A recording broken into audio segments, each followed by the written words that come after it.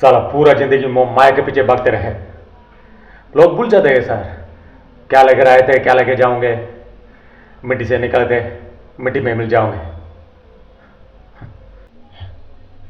இங்கே யாரும் பெர்மனெண்ட்டாக தங்கிட போகிறதில்ல ஆண்டி. ஒவ்வொருத்தனும் பிறந்த உடனே அவனுக்கான டைம் ஓட ஆரம்பிச்சிடுது.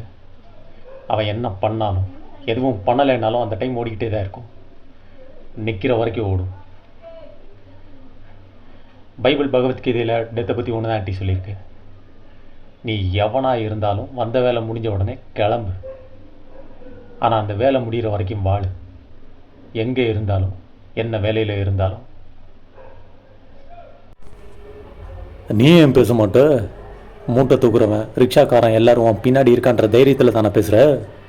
ஆமாம், என் பின்னால் நிற்கிற ஒவ்வொருத்தனும் உழைக்கிறவன், உண்மை பேசுகிறவன், 4 பேருக்கு நல்லது செய்யணும்னு நினைக்கிறவன், நம்ம அறியாமல் கூட தப்பு செய்யக்கூடாதுங்கிறவன், அடுத்தவன் காசுக்கு ஆசைப்படாதவன், அன்புக்கு உயிரையே கொடுக்குறவன், கஷ்டத்துலேயும் சிரிக்கிறவன், வறுமையிலையும் திருடாதவன், படிக்காதவன் ஆனால் பண்புள்ளவன். தெரிஞ்சுக்க.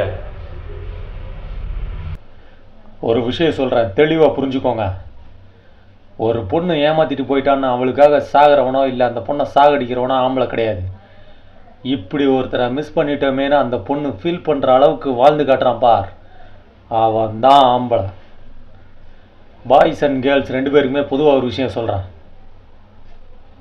லவ்வை பொறுத்த வரைக்கும் தேடி வந்தால் டேக் கேர், விட்டு விலகி போச்சுன்னா டோன்ட் கேர். லைஃப்பில் ஒவ்வொரு செகண்டையும் என்ஜாய் பண்ணி வாழணும். வாழ்கிறதுக்கு தான் என் லைஃபே.